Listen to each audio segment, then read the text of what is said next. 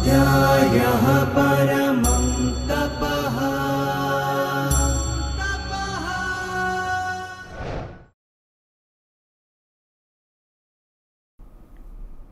सर्वेभ्यः नमो नमः। पत्राचार द्वारा संस्कृतमित्यस्य परिचयति द्वितीयसोपानस्य तृतीयपाठे अहं डॉक्टर योगेश त्रिवेदी भवतां सर्वेषां स्वागतं व्याहरामि। मित्राणि, तृतीयपाठस्य दशमबिन्दुमध्ये वयं सन्धेः पठनं कुर्मः। कः नाम सन्धिः? संधि इत्युक्ते किं? तर्हि संधानं संधिः, જોડવું એને સંધિ કહીએ છીએ। સંધિ સર્વત્ર રહેલી છે। બે કાળની સંધિ થાય, સવાર અને સાંજની સંધિ થાય, રાત્રિ અને સવારની સંધિ થાય, લગ્ન થાય તો સ્ત્રી અને પુરુષની સંધિ થાય, બે દેશો વચ્ચેની સંધિ થાય, બે ધાતુઓને આપણે જોડીએ તો એ પણ સંધિ કહેવાય। તો આ રીતના સંધિ છે એ દરેક વસ્તુનું મળવું એ સંધિ છે અને એ સંધિ સર્વત્ર રહેલી છે। અહીંયા સંધિની વાત કરીએ આપણે તો બે વર્ણોનું ભેગું થવું એને કહેવાય સંધિ। તો બે વર્ણો ભેગું થવું તો વર્ણ બે પ્રકારના, સ્વર અને વ્યંજન। તો સ્વરોનું બે ભેગું થવું એ પણ સંધિ છે અને વ્યંજનનું ભેગું થવું એ પણ સંધિ છે। પણ આપણે આજના આ પાઠમાં સ્વરોને બે સ્વરો ભેગા થઈને જે સંધિ થાય છે એની ચર્ચા કરવાના છીએ। કેટલાક વાક્યો આપણે સંધિ જે છે એ સંધિના આરંભમાં આપણી પુસ્તકમાં આપેલા છે, જેવી રીતના કે મહેશ્વરઃ કૈલાસે વસતિ, સહ આલસ્યમ નૈચ્છતિ। એ જ રીતના સૂર્યોદયઃ રમણીયઃ ભવતિ। તો આ જે સંધિના આરંભમાં જે વાક્ય આપણે આપેલા છે, તો સૂર્યોદય, સૂર્ય વત્તા ઉદય, આવું આપણને પરિચય પુસ્તકમાં આપેલું છે। પછી મહેશ્વરઃ, તો મહા વત્તા ઈશ્વરઃ, નૈચ્છતિ, ન ઈચ્છતિ। તો આ સંધિ થઈને, બે સ્વરોની સંધિ થઈને આ પ્રકારના જે છે એ રૂપો બનેલા છે। તો આપણને પ્રશ્ન થાય કે ભાઈ આ કઈ રીતના સંધિ થાય છે, શું નિયમ છે આમાં, કયા સ્વર પછી કયો સ્વર આવે તો સંધિ થાય છે। તો આપણે કેટલાક ઉદાહરણો છે એ ઉદાહરણોને આપણે જોઈએ જેથી કરીને ખ્યાલ આવે કે સંધિ શું છે। મહેશ્વરઃ, મહા વત્તા ઈશ્વરઃ। મિત્રો, અહીંયા સંધિનો એક સામાન્ય આપણે જે છે વાતની ચર્ચા કરી લઈએ કે આ અ કે આ પછી ત્રણ અક્ષરો ઈ, ઉ, આ બંનેમાંથી કોઈ પણ સ્વર આવે, અ કે આ પછી ઈ કે ઉ આવે અને ત્રીજો છે રૂ આવે તો શું થાય છે? સંધિ થાય છે। તો અ ને ઈ મળીને એ, અ ને ઉ મળીને ઓ અને અ ને રૂ મળીને અર, આ પ્રમાણેની સંધિ થાય છે। એ ઈ રસ્વ હોય કે દીર્ઘ હોય, ઉ રસ્વ હોય કે દીર્ઘ હોય, કે રૂ રસ્વ હોય કે દીર્ઘ હોય, તો પણ તમારે અહીંયા એ જે છે એ, ઓ ને અર એ સંધિ કરવાની। હવે જે મેં નિયમની વાત કરી એને આપણે ઉદાહરણોથી જોઈએ અને તો આપણે વધારે ખ્યાલ આવશે। આ સંધિને ગુણ સંધિ આવું આપણને વ્યાકરણની ભાષામાં અથવા તો સંસ્કૃતના વ્યવહારમાં એને ગુણ સંધિ તરીકે ઓળખવામાં આવે છે, જે આપણે આ સંધિ ભણવા જઈ રહ્યા છીએ। ઉદાહરણમાં જોઈએ મહેશ્વરઃ, તો મહા વત્તા ઈશ્વરઃ, અહીંયા આ છે અને એના પછી ઈશ્વરનો ઈ છે તો બંને મળીને એ થઈ ગયેલો છે। એ જ રીતના નેચ્છતિ, ન ઈચ્છતિ, આ ને ઈ મળીને એ થઈ ગયેલો છે ગુણ સંધિ। સૂર્ય અને ઉદય છે તો અ પછી ઉદયનો ઉ આવેલો છે, બંને મળીને ઓ થઈ ગયેલો છે। ગંગા વત્તા ઉદકમ, તો અહીંયા સૂર્ય વત્તા ઉદય એ પૂરું થયું, ગંગા વત્તા ઉદકમ, ગંગાનું પાણી, તો આ પછી ઉ છે તો આ પછી પણ ઉ છે તો ઓ સંધિ થઈ જશે। મહા વત્તા ઋષિ, અહીંયા આ પછી રૂ છે તો ઋકાર છે તો એ ઋકાર કે રિકાર આપણે જે કહીએ એ આ ને રી પછી આવે તો બંને મળીને શું થશે? અર સંધિ થશે। ગ્રામ વત્તા ઋષભ, ગામનો બળદ, ગ્રામસ્ય ઋષભ, તો અ પછી રૂ છે, અને રૂ બંને મળીને અર થઈ જશે, તો ગ્રામર્ષભ પ્રયોગ થશે. એ જ રીતના રાજેશ્વરી, તો રાજ વત્તા ઈશ્વરી, રાજેશ્વરી થશે રૂ, અને ઈ છે દીર્ઘ ઈકાર છે, તો બંને મળીને એ થશે. મહા વત્તા ઉન્નતિ, મહોન્નતિ, તો આકાર પછી ઉકાર છે, આ ને ઉ બંને મળીને ઓ થશે, મહોન્નતિ પ્રયોગ બનશે. ગણાનામીશ ગણેશ, ગણ વત્તા ઈશ છે, અકાર પછી દીર્ઘ ઈકાર છે, તો ગણેશ પ્રયોગ થશે.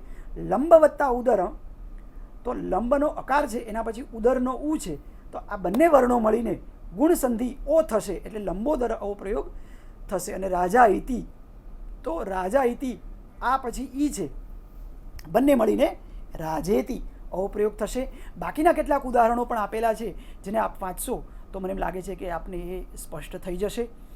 છેલ્લે સર્વસ્ય ઉપરી ઇતિ સર્વોપરી, સર્વસ્ય અને એના પછી ઉપરી છે, તો અ પછી ઉ છે, બંનેને મળીને ઓ થઈને સર્વોપરી થશે. ચ ઇતિ, ચ પછી ઇતિ છે, તો અ પછી ઈ છે, બંનેને મેળવી દો, તો અ ને ઈ મળીને એ થઈને ચેતી પ્રયોગ બનશે. માતા ઇવ, માતાની જેમ, તો માતાના આ પછી ઈ છે, બંનેને મેળવી દઈએ તો એ થઈને માતેવ આવો પ્રયોગ થશે. અને ક્ષીરોદધિ, ક્ષીરોદધિ, હે, તો અહીંયા ક્ષીર વત્તા ઉદધિ છે, ઉદધિ એટલે સમુદ્ર, તો ક્ષીરના અ પછી ઉદધિનો ઉ છે, બંને મેળવી દઈએ તો ક્ષીરોદધિ એટલે દૂધ અથવા પાણીનો સમુદ્ર આવો અર્થ છે એ આપણે મળે. તો અને ઉ મળીને ઓ થઈ ગયો. અભ્યાસ, હવે આપણે જે ભણી ગયા છે એનો અભ્યાસ કરીએ, કેટલાક શબ્દો જોઈએ કે આપણી સંધિ છે એ ક્યાં જોવા મળે છે. તો પરોપકાર, પર વત્તા ઉપકાર છે, અહીંયા પર શબ્દના અ પછી ઉપકારનો ઉ છે, તો બંને મળીને પરોપકાર થઈ જાય. શીત અને ઉષ્ણ, ઠંડુ ગરમ, તો અ પછી ઉ છે તો ઓ થઈ જશે, શીતોષ્ણ પ્રયોગ થઈ જશે. મિત્રો ધ્યાન રાખવું કે સમાસ થાય એટલે સંધિ નિત્ય થાય, તો સમાસમાં આપણે એ સંધિ કરવાની રહેતી હોય છે. પણ વાક્ય હોય, જો આપણે વાક્ય છે તો વાક્યમાં તો પછી બોલનાર વ્યક્તિની ઈચ્છા ઉપર આધારિત છે કે મારે સંધિ કરવી છે કે નહીં. સંધિ કરો તો ખૂબ સરસ, ન કરો તો પણ સારું. તો આ રીતના વાક્યમાં વિવક્ષાને આધીન સંધિ છે એ રહેલી હોય છે. અર્ધોરુકમ, તો અર્ધ વત્તા ઉરુકમ, તો અહીંયા અર્ધ અને ઉરુકમ આ બંને જે છે એમાં અ પછી ઉ રહેલું છે, એ બંનેની સંધિ થઈને અર્ધોરુકમ થઈ જશે. વસંત ઋતુ, તો વસંત વત્તા ઋતુ છે, અકાર પછી ઋકાર છે, તો બંને અ અને રૂ મળીને અર થઈ જશે, તો વસંતર્તુહુ એવો પ્રયોગ થશે. આ સંધિને ખૂબ જ ધ્યાનથી જોવી, કારણ કે થોડી આપણને જીભે કે વાંચવામાં જે છે એ સામાન્ય રીતે સંસ્કૃતનો અભ્યાસ ન હોય તો થોડી આપણને વાંચવી એ કઠણ પડે. તો આવા જે અકાર ઋકારના જે સંધિના ઉદાહરણો છે એને આપણે ધ્યાનપૂર્વક એને જોવા અને એવા ઉદાહરણોનો અભ્યાસ છે એ થોડો વિશેષ આપણે રાખવો જોઈએ.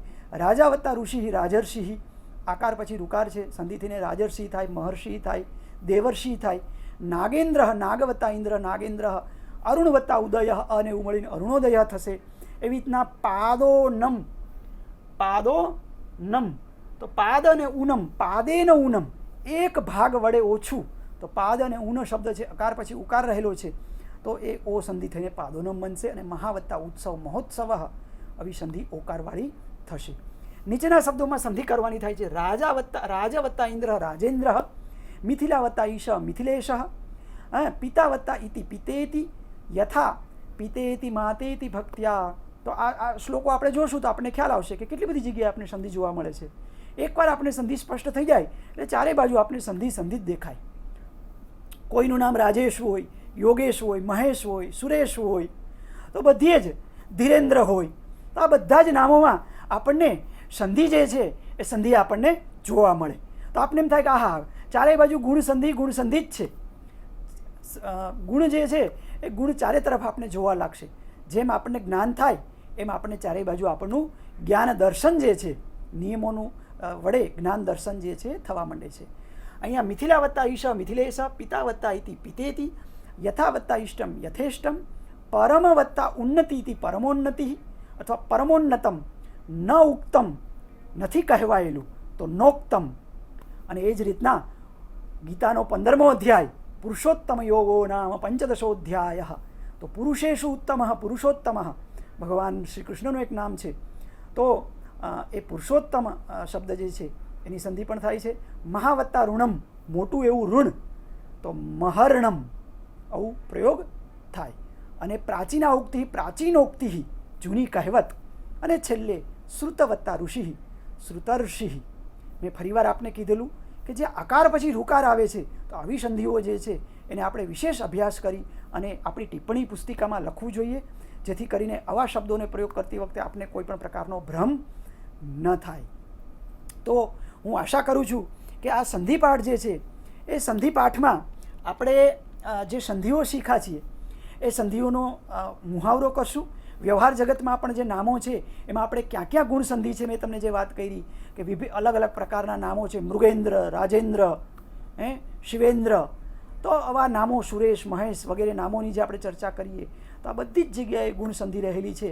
તો એ ગુણ સંધિનો અભ્યાસ કરી ટિપ્પણી પુસ્તિકામાં નોંધી અને તસ્ય ભાષાયામ વ્યવહાર માધ્યમેપી વયમ પ્રયોગમ કુર્મઃ, પઠને अपि अनुवादकार्ये अपि तस्य वयं प्रयोगं कुर्मः इति अपेक्षां कृत्वा अत्र सन्धिप्रकरणम् अत्रैव अहं समापयामि.